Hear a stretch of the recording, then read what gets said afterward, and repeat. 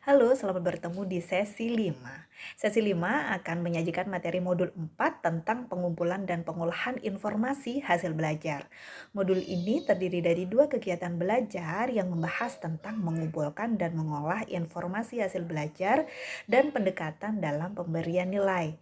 Silahkan dibaca dan pahami materi pada modul 4 ini dan berperan aktiflah dalam kegiatan diskusi serta kerjakan latihan dan jangan lupa untuk mengklik kehadiran pada sesi 5 ini. Dan selamat mengikuti sesi 5 ini dan semoga sukses.